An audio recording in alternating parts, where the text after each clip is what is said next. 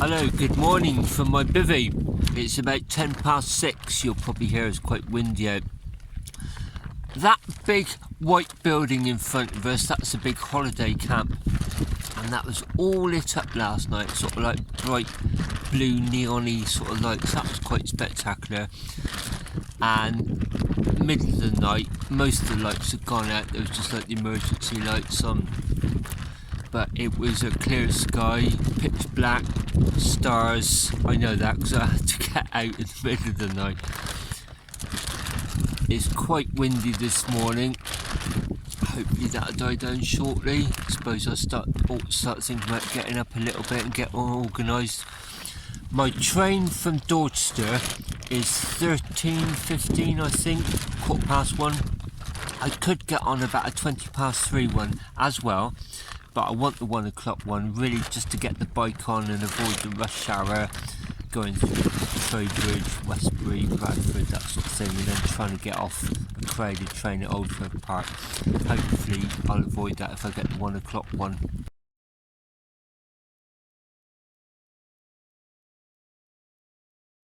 It's now 7:10, the sun's already quite high up because of the low horizon, and it's warming up quite nicely. So I got in my bivvy bag last night. That's quite a procedure, squeezing yourself in. About 8:30, 20 to 9.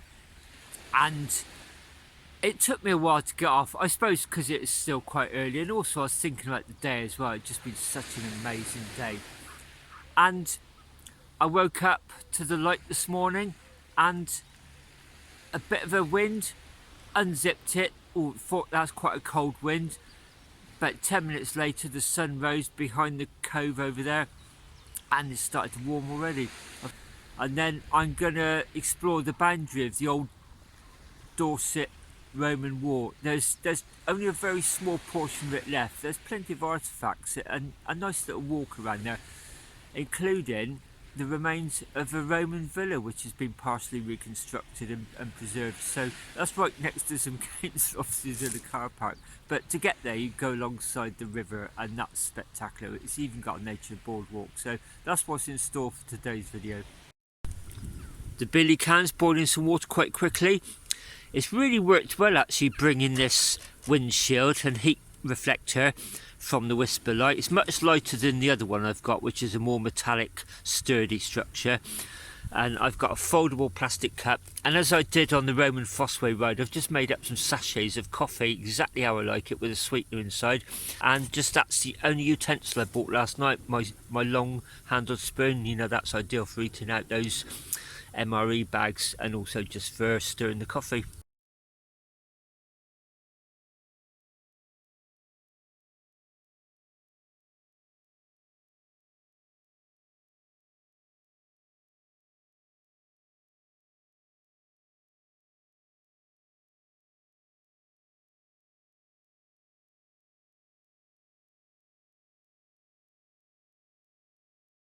I'm just looking out at this big curved Weymouth Bay. There's a tanker out there. It's been there since I got here. That was quite nicely lit up last night. Looks like there might be a warship coming in. It looks sort of greyish with quite a high turret, because that was a former naval yard over there, Portland Harbour. I'm not sure if the Navy still use it. You can really see the shape of Portland much better today before the haze comes. But I was just reflecting, the last time I beach camped down here was 1978. Me and my mate Jerry, we were 18 and pretty free-spirited, and we just took a week's wages and came down here for our annual leave, and we just rough camped, and basically we mooched around during the day and went to the pub in the evening, and yes, we met a couple of girls, and I ended up marrying one of them actually, Kim. She was my first wife. So 1978, what was that, 44 years ago. And then we very quickly realised that we'd married far too young. It's quite amicable, we just went our own separate ways. I still see her occasionally, we stop and have a chat. And then years later I came down with my mate Julian. He's passed away since, and there's an old Victorian fort over there, and we wild camped in there one night. that was another sort of boys' weekend away. We just came down to sort of drink and chill out and do what young men do.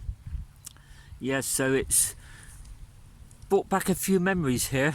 It's amazing, there's dog walkers out already, but there's also people swimming in the sea as well. So when I woke up and thought, oh, that wind's a bit cold, that just made me realise, man up a little bit, fella, it's not cold, not if those women are swimming in the sea.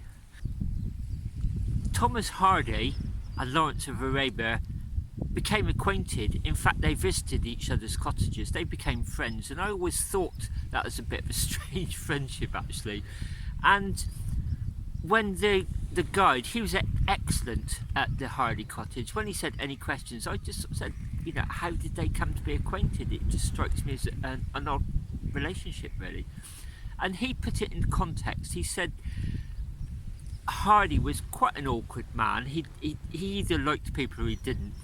And Lawrence introduced himself in the correct way. He wrote and asked if he could come and visit him, and was given permission, and he just didn't turn up because Hardy didn't like that. And also, look, they were both writers, and the thing the guide made me realise is, at that stage, Hardy was quite an old man, a wise man. He would have been seen as a wise man, very, very popular. I mean, the Prime Minister and the leader of the opposition were pallbearers at his funeral. That's how famous he was. And Lawrence probably came back from the First World War. I guess today they'd call it traumatised, post-traumatic stress. Lawrence would have seen things in the First World War, let's face it, that would have been pretty horrific. And he was raised to colonel, actually, and there's rumours that he'd been recruited into MI5 when he was at Oxford University, but that's another part of the story. And when he came back, he became very famous for his exploits, and he changed his name to try and sort of walk away and start a new life. And he enlisted in the RAF as a private, so he'd come down from a colonel in military intelligence in the army to an aircraftsman in the RAF. And he changed his name. I mean, everybody knew who he was, so people would come to base and say, you know, could I interview Lawrence of Arabia? So that's part of the sort of the puzzle and the story.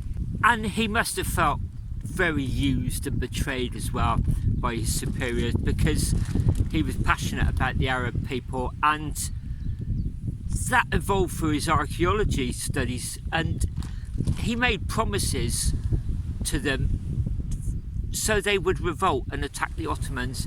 And of course, behind his back, you know, all the Middle East had been carved up, with the exception of Jordan, I think, and those sort of conflicts are still going on today. So he wasn't able to honour these promises that he'd made, so he must have come back feeling sort of quite bitter, really, betrayed.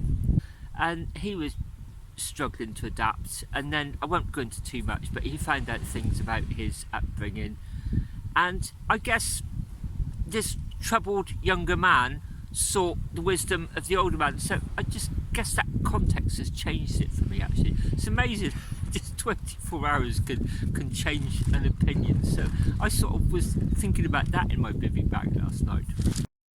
It's just gone 9 AM. I'm virtually ready to go. Packed everything up. Rolling the tarpaulin was a lot easier than I thought it would be, because the wind coming from the east sort of helped blow it in the right direction, if that makes sense. I packed up on the small bit of tarpaulin I got. That's just a cheap bit of tarpaulin from B&Q. I used the German Army ground sheet as a sort of footprint for underneath the bivvy bag. Just sort of protects it and gives you an extra layer of insulation. I was toasty warm in there last night. In fact, I had to start taking my socks and tracksuit bottoms off after about 10 minutes. So bag's ready to go on the bike. There's my rubbish there. Rule number 1, shouldn't need to be said, but leave no trace. The only trace of any sort of waste is up there, buried. Nobody's going to tread in that. There's a cafe along now. I'm going to go and see if I can get a bacon sandwich or something in there. Just checked around, scuffed the shingle down. It's been a fantastic bivvy. Probably notice I'm wearing glasses, and the reason for that is, if I wear contact lenses, I've then got to bring sunglasses, plus all the containers and the solutions, and then I've got to try and do that sometimes in the pitch black, in the restricted access of a tent or a bivvy. You get the picture. These are just prescription glasses which react with the sun. They darken when I need them, so they're sunglasses. It's just a lot less hassle. I prefer contact lenses, vanity wise. Practical wise, glasses nearly all the time when I come camping. Anyway, I'm going to wheel the bike along there, dump my rubbish, go and see if I can get a bacon sandwich, then head up to Dorchester quite leisurely. Just riding alongside the shingle now. Had really nice beans on toast at that cafe back there. Really hit the spot. In the distance you'll see the big white long building of the holiday camp. That's what I went to sleep looking at last night. And then up on the hill, what looks like a house estate, that's where Jordan's Hill Roman Temple is. I just loved that bit last night, coming off the main road, snaking through a housing estate. Maybe it's little things please little minds, but I just love GPS when it throws something like that at you. Riding into sunny Weymouth. You would think it is midsummer, it's so warm, I'm in shirt sleeves already. Sea's all lovely and blue. I mentioned earlier on that me and my mate Joey came down here in '78 when we were both 18, and that's where we used to head for each night. Just brought some sleeping bags down, used to go to the railway station, leave them in left luggage during the day, wander around, go and get them about tea time, take them to the pub, then come here as it got dark. Used to be able to get through. It looks like it's all locked now, and we would just keep there. Remember quite often waking up to hearing gunfire from the ships, the naval ships out there. And when I get along there's a pub. I'll tell you a bit of a story about him now. He's passed away since, actually. He was an alcoholic and he had liver failure in the end. That's looking back at the canopies where we used to sleep underneath. Then we used to wander along here each morning and have breakfast. And the two girls we met, they were on holiday at that big white holiday park. They were down from Stockton-on-Tees, Kim and Gillian. We used to come along it, and they'd quite often come along and meet us for breakfast, then we'd mooch around during the day. We had great times, 18 years old. Anyway, he was a heavy drinker, and there used to be a pub along there, I don't know if it's still there, and it had a garden, and this was like height of summer, and he had spent all his money. He was a seriously heavy drinker, even at that young age. And he was getting a bit grumpy because he had no money left, and I sort of said, look, I'll give you half of what I got left, but you've got to earn it. I don't like being around miserable people. I was trying to cheer him up. I sort of said, but you've got to earn it. You got I begged him that he wouldn't stand up in his pub garden, which was packed, pour a pint of beer over his head, tell everybody he was bonkers, run out into the sea fully clothed. There used to be some wooden diving platforms out there, swim out of them, get up and dive into them and swim back, because he was always jumping in rivers when he was drunk. Seriously, he was pretty crazy, and he did it, and they all came back and they stood up and gave him a round of applause, and I handed my money over to him in front of them, and I just remember we had this standing ovation. Fantastic memories. I bumped into him about 2 or 3 years before he died, and he was in an awful state, really bad state. He'd collapsed in a little grocery store and took one of the shelves down, all the cans went on top of his head and cut his head open. They took him to the hospital, basically told him that if he didn't stop drinking he'd be dead within a year. He told me he was staying off it. I remember going into work one day, overtime it was, in the afternoon. The bus just stopped outside Halifax Bank McDonald's in Bath, and I just remember seeing him on a seat there with just looking really grim.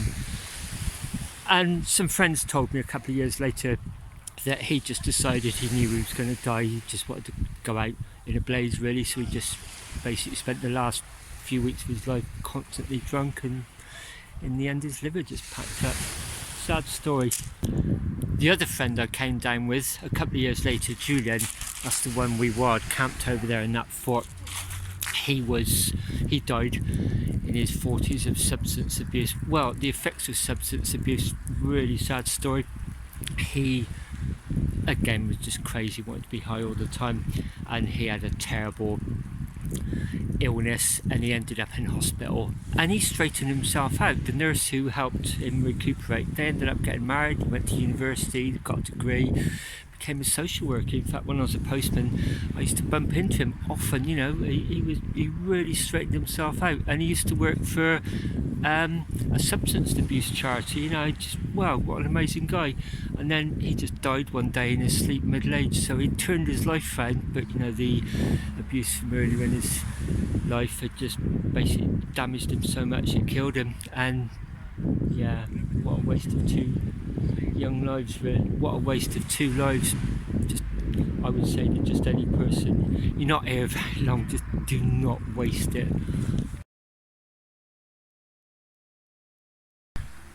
Change of plan. Change of plan. I'm in one of my indecisive moods.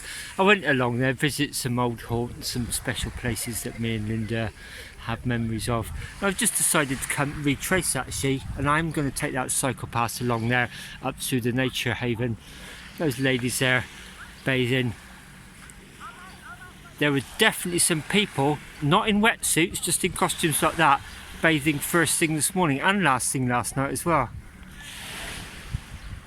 Oh, what a beautiful scene. Yeah, so I'm going to get on that cycle path on the other side of the road, go along there half a mile or so, and then turn left up towards Upwey and get on the cycle path alongside the main road there. I think I can do it out of memory, so I'm overwriting the Garmin this morning. This is so smooth, it really is fantastic. Heading back towards Preston. So I've turned onto this gravel track. It's fairly hardcore along here, it's not too bad to ride on. But yeah, look at this, lovely nature reserve. Beautiful white swans, look. Wow, hello guys. That's what I'm sort of heading up towards there. And then turning left. Oh wow, just look up at Jordan's Hill there, such an amazing memory. Yeah, going to go along here as far as this can go, then turn left up through some housing. Gonna have to sort of wing it a little bit, try and do a part memory, part sort of sense of direction. I sort of went off track, just had to do about a quarter of a mile on this road, crossing over the railway, and I know here somewhere we do something. Oh, I can see the main road over there. I think I'm going to be running alongside the left of it. Here we are then, back en route. There's even a signpost there telling me, in fact I knew that was coming. I knew once I got this main road I'd work out how to get on the cycle paths. I did stop and ask a guy, a walker, if I was vaguely heading in the right direction for Dorset. He's a lovely guy, but he's just trying to give me too much detailed information. I've got a really poor working memory. Most people can sort of hold about 4 slots of information. I doubt if I can manage more than 2. It's just too many ideas to grapple with, so I tend to chunk it. It's a way of making your limited memory just a little bit more efficient. So I just knew once I got up here I'd probably recognise landmarks, and I did. There was an Indian curry house back there and the supermarket, I remembered that, and I knew once I got here it'd be signposted, and lo and behold, my Garmin's confirming I'm almost back on the route that I intended. So a mix of navigation skills today, overriding the Garmin but knowing it would be there as a backup, following my nose, relying on a bit of memory, and just not being scared to ask directions if I'm heading in the right direction. Anyway, onwards to Dorchester. So I'm now on the cycle path. On my left hand side is the railway on a slight embankment. On my right hand side, behind the hoarding, is the main Weymouth to Dorchester road. I do climb up a slight hill as it goes under a tunnel, I think, or through a cutting, and we cross it, and then final leg into Dorchester on the other side of the road. I've just checked my train time, 13:25, and it's gone 11 AM already, so I may not have as much time as I hoped in Dorchester. 3 of the ladies yesterday said to me I really ought to go to Lawrence of Arabia's grave in this lovely church, beautiful setting at Wool. So clearly I'm going to come back and I'll maybe do a little bit more exploring on my next trip. Kind of gives you an idea why this cycle path's so good. Don't know if I'd fancy riding on that.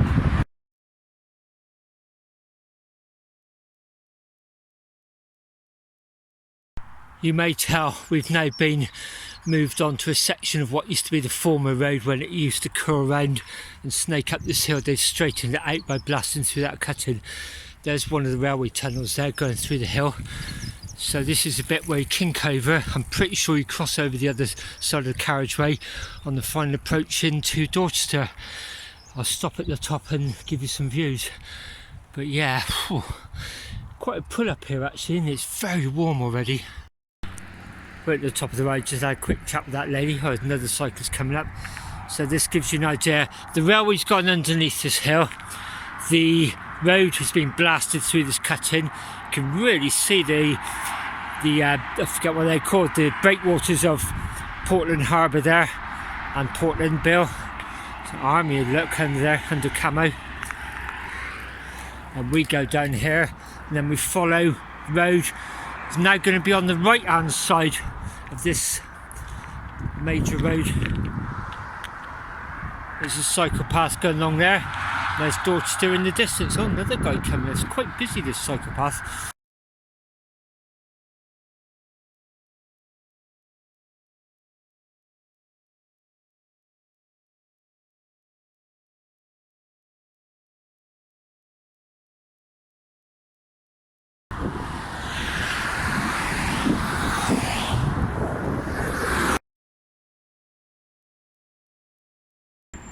I just got off that main road and I was signposted through quite a nice sort of twee residential area. It's come along beside or behind the old brewery, which has all been redeveloped into luxury flats. There's a Premier Inn up there, which me and Linda often stay at. But this cenotaph is really nice. That illuminated at night is just uplit. It's fantastic. I don't really have time to ride around the old Roman boundary, but a good rule of thumb is at Dorchester, if you're following a road with a lot of trees like this avenue, the chances are you're following the boundary. There's very little of the Roman wall left. I will just go up to Greg's, get myself a bit of lunch and then show you that. And also there's a model of an aqueduct as well. So anyway, walk up through there, get some lunch, and then we'll just make our way down to the railway station via bits of the old Roman boundary. I've just cut through Antelope Walk where that wrought iron arch is. That's the designer shopping street. In fact, it's probably a better landmark because this is the back of Wetherspoons. So there's not a massive amount of the Roman infrastructure left here, but they did build aqueducts, and this is like a three-dimensional model of one. It's fantastic. It's in the back of this sort of care home area, residential area. I'm going to go back down there, back through the arch, down to Antelope Walk, turn left, cross the main road, drop down to the riverside, have a quick snack there. This is lovely walking down through Antelope Walk. It's like a little enclosed designer shop arcade. You see a lot of them are closed, but this is really lovely walking down here around about 5 p.m, 6 p.m. in the middle of the winter. It's all lit up, very, very atmospheric. So I've just come back down into the pedestrianised area, cut across the main road to give you an idea. The front of Wetherspoons is up there, but that dark faced building, that's called the Judge Jeffreys. It's now a restaurant, and Judge Jeffreys was quite a controversial figure. Anyway, down here talking about executions, we're going to go down past the walls of the old Dorchester prisons where there used to be executions there. It's now a residential area, and along the riverside walk, very pleasant, we're going to walk past the Hangman's Cottage. Just came down in between those two houses, across the river here, over that bridge. Then there's this lovely riverside walk. I'm just going to have lunch part one, a slice of pizza and a drink. Then we're going to walk along there, past the Hangman's Cottage, to the Roman Villa, up the hill, past the Hardy statue, then down through the park, and the railway station. Just a few hundred yards on from where I had my little picnic. Across the river here, and this is the Hangman's Cottage. You can just make out the wall and the very distinctive outline of the old prison. And here it is, Hangman's Cottage. There's some council offices up there. Just in their sort of car park, there's the remains of a Roman villa, so I'll head up there and show you that. If you just go to the library, there's plenty of leaflets about circular walks. You can go around, follow the boundary of the Roman wall. You can do a Thomas Hardy walk, a river walk. There's just so much of interest here. This is the site of the old Roman villa. There's some fantastic mosaics there. Sometimes you get in, but even if you can't, you can see them through the glass protection structure. I just came along the other side of those trees. You can walk up there from the riverbank. With a bike, it's probably best to come round through this council car park. So yeah, whistle stop tour of here, but this is well worth coming to have a look at. Just come out through the car park. There's this really nice statue there, Hardy himself.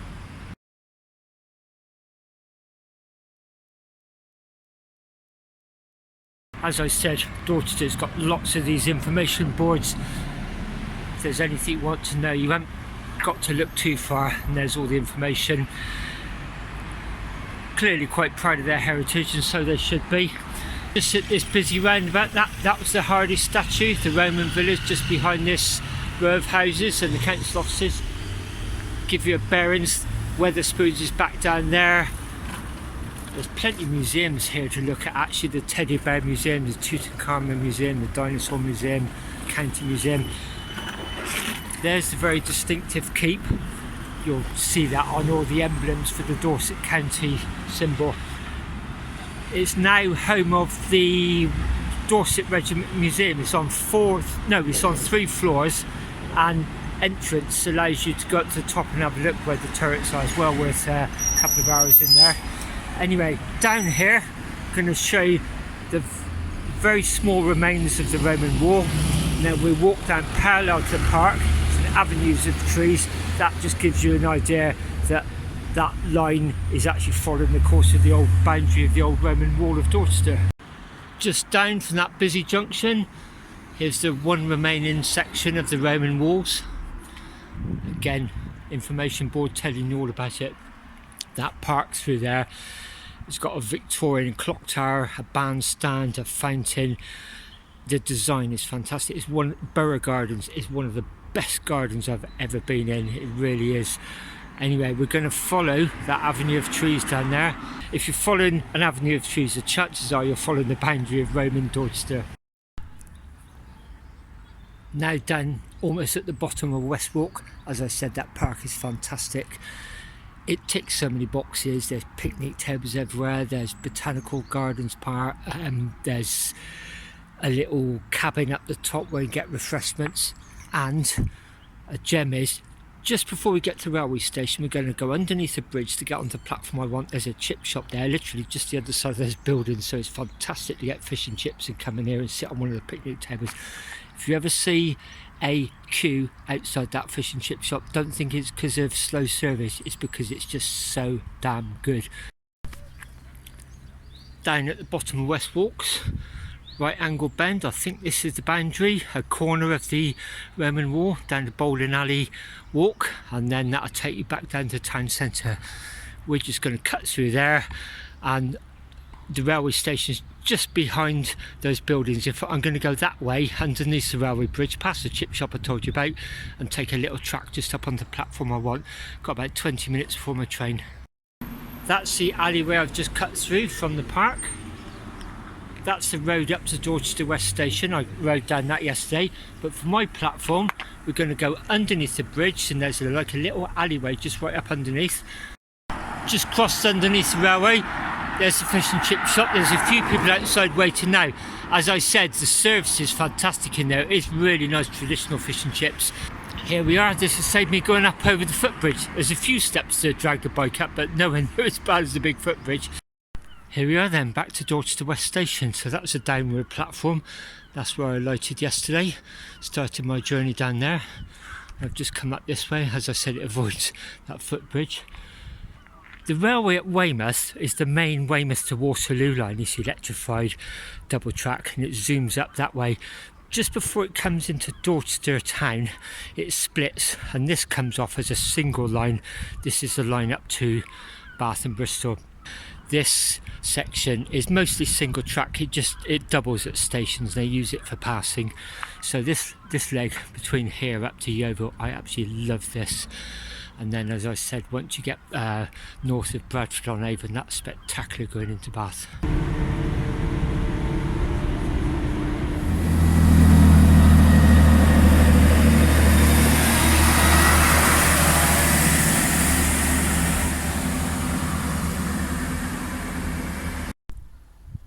So I'm back at my start point, Oldfield Park. That was the platform I got on yesterday morning, just as the sun was coming up that way. And as we went through the Avon Valley, it was just covered in mist. As we come through there today, it was bright sunshine, and I didn't film it, but Worley Weir was heaving with people. It's a local favourite bathing spot out in the countryside. I literally live just up there, about a 2-minute ride. If you've got this far, thank you very much for watching. I hope you've enjoyed it. I hope you found it interesting. I'm still riding old axes. I've been riding quite a few 200s once a week, normally since about Christmas. I got the stage now. The last two I got home and I didn't feel exhausted. Before that I was getting home quite shattered. I'm building up to my first 300. I've entered an event. This would be the first calendar event for several years, certainly since way before COVID. There is a caveat though. It's one of my favourite 300s, and you could ride up from Bath, stay in the hall overnight for a small fee, and then I've got my sleep kit there waiting for me when I finish, and then ride back on the Sunday. However, I did say to the organiser recently, will the hall be available, because 2020 the event was cancelled altogether because all that to close their system down. Last year it was a bare bones event. They ran it, but there was no facilities. The hall wasn't even open for coffee. So he did say he would put me down as a possible reserve. If I can stay there overnight, I'll ride the 300. If not, I'll just write off the entry fee. It's only about £6.50. So hopefully I'll take the camera along and film that. Anyway, this has been a fantastic little mini tour. It was quite good to check out all my kit again. Getting the pegs and the poles into that shingle last night was quite challenging, to be honest, but I sort of adapted. I wrapped the straps of the panniers around them and anchored down the back with my bike. So that's just sort of things I'm going to have to pick up, when I'm riding all around Norfolk. I may have to camp on shingle beaches there. So that was quite good to know I can actually do it. Anyway, my wife's expecting me, so I'll say, as usual, thank you very much for watching if you got this far, and until next time.